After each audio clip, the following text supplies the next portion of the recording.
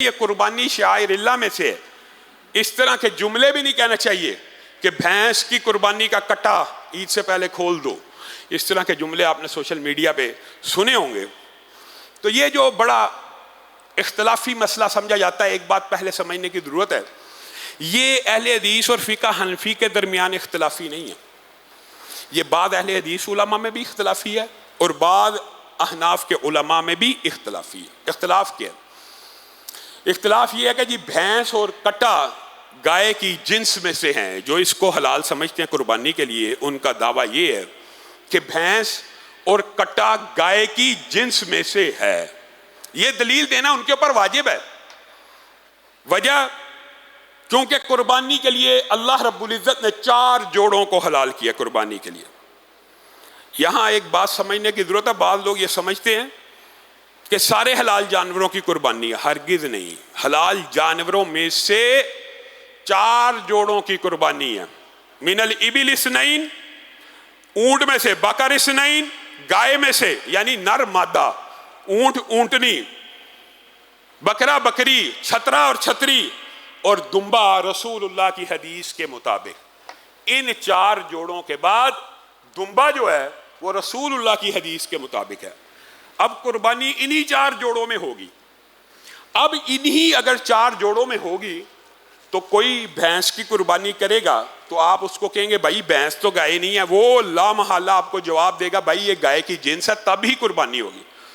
دلیل سمجھ گئے؟ اگر بھینس گائے کی جنس ہے تو ہی قربانی ہے، اگر گائے کی جنس نہیں ہے تو قربانی نہیں ہے۔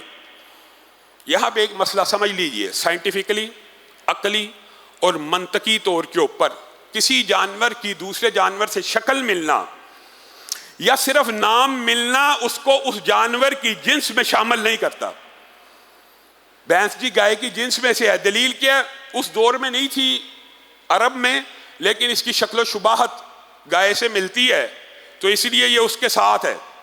اس کے اوپر زکوٰۃ کا وہ حکم لگتا ہے جو گائے کے اوپر لگتا ہے، اس لیے وہ اس کی جنس میں سے ہے۔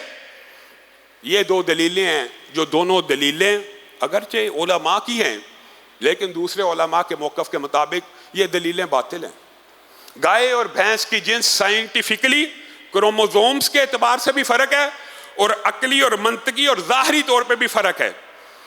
گائے کا بچہ 9 ماہ میں جنم دیتا ہے، بھینس کا بچہ 10-11 ماہ میں جنم دیتا ہے۔ بھینس کے سینگ بل کھاتے ہوتے ہیں، کبھی آپ نے گائے کے سینگ بل کھاتے ہوئے نہیں دیکھے ہوں گے۔ بھینس کیچڑ پسند، پانی پسند جانور ہے، گائے صفائی پسند جانور ہے۔ کبھی آپ گائے کو دریا میں یا کیچڑ میں لوٹ پوت ہوتے نہیں دیکھیں گے۔ بھینس کو آپ چھوڑیں سب سے پہلے کیچڑ میں جائے گی اور پانی میں جائے گی۔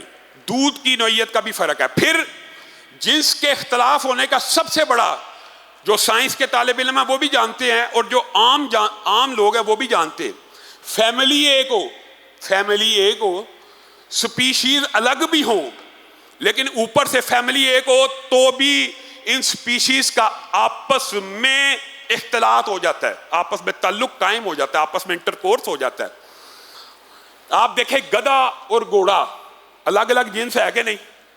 فیملی ایک ہے تو گدھا اور گھوڑا کا آپس میں ملاپ ہو جاتا ہے، کیونکہ کروموزوم کا سٹرکچر ایسا کہ ملاپ ہو سکتا ہے۔ کوئی ذی شعور بندہ گھوڑے کو اور گدھے کو ایک جنس نہیں کہہ سکتا، الگ الگ جنسوں کے باوجود ملاپ ممکن ہے۔ اسی طرح زیبرا ہے۔ اب یہاں پہ آپ بھینس کا اور گائے کا ملاپ کر کے دکھائیے، نہیں ہو سکتا۔ یعنی صرف جنس فرق نہیں ہے، فیملی بھی فرق ہے، اور اس فیملی کو بفلو کہا جاتا ہے۔ یہ جنگلی جانور ہے اور وہ پالتو جانور ہے۔ اس کو آپ ہل میں جوت لیں گائے کو جتنے مرضی سال، بھینس کو جوت دیں، یعنی زمین آسمان کا فرق ہے۔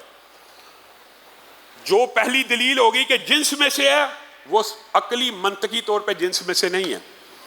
پھر دوسری بات نام کا، جی بعض لوگوں نے اس کو نام سے کہا ہے کہ یہ بھی نوم من البقر ہے۔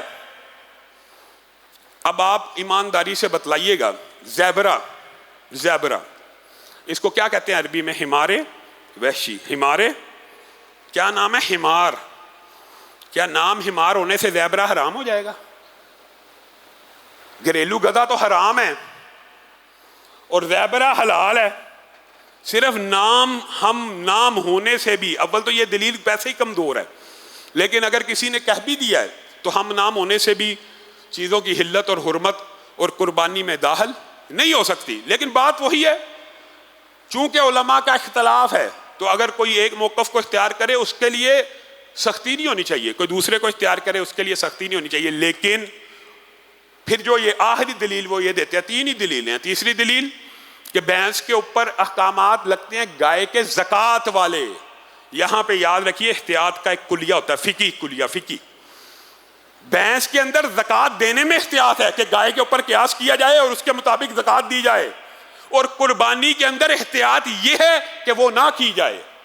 احتیاط کے بھی دو فقہی قاعدے ہوتے ہیں۔ قربانی کے اندر بھینس کو لے کے جائیں تو احتیاط یہ ہے کہ ان 4 اجناس کی جائے اور بھینس کو نہ کیا جائے، اور زکوٰۃ کے اندر جب احتیاط کا کلیہ آئے گا تو ادا کرنا احتیاط کا پہلو ہے، اس لیے یہاں پہ احتیاطاً ادا کی جاتی ہے۔ تو یہ 3 جو دلائل ہیں یہ ان لوگوں کے ہیں، اور میں حیران ہوتا ہوں کئی مرتبہ کہ بھینس کی قربانی پہ اتنا لمبا چوڑا 10 دن بحث ہوتی ہے، ہر سال 10 دن۔ بھینس تو اب گائے سے سستی رہی بھی نہیں، بھینس تو اب مہنگی ہے، اب گائے اویلیبل ہے، اب وہ 4 اجناس جن کے اوپر کوئی شک و شبہ نہیں موجود ہیں، تو ان کو کرنے کی بجائے ایک مشکوک چیز کو کرنے کا کیا فائدہ ہو سکتا ہے؟ کوئی فائدہ نہیں۔ اللہ رب العزت جو کہا گیا، جو سنا گیا، اس کو سمجھنے کی توفیق عنایت فرمائے۔ اگر کسی ساتھی کے ذہن میں قربانی کے حوالے سے کوئی اور بھی سوال ہو تو وہ کر سکتا ہے۔ ہاں، میرے ذہن میں ایک اور بات آ گئی، ساتھیوں نے بھی پوچھا تھا، گائے کے اندر 7 حصے ہوتے ہیں، اونٹ کے اندر اگر آپ چاہیں تو 7 حصے بھی رکھ سکتے ہیں اور 10 حصے بھی رکھ سکتے ہیں، 7 حصے بھی اور 10 حصے میں بھی، یہ اللہ رب العزت کی طرف سے آسانی ہے۔ پھر گائے کے اندر کیا 2 حصے عقیقے کے رکھے جا سکتے ہیں اور 5 حصے قربانی کے؟ آپ قربانی اور صدقے کو ملا رہے ہیں، نہیں رکھے جا سکتے، حتیٰ کہ حالی گائے کے اندر عقیقہ کیا نہیں جا سکتا۔ گائے کا عقیقے کے ساتھ کوئی تعلق نہیں، عقیقے کے لیے ایک مکمل جانور کی جو حدیث ہے، ہاں اس جانور کی شرط دوندہ ہونا ضروری نہیں ہے، وہ کم عمر ہو سکتا ہے، اس میں کسی بھی قسم کے کوئی اچنبے کی بات نہیں ہے۔ اللہ رب العزت جو کہا گیا، جو سنا گیا، اس کو سمجھنے کی توفیق ہے۔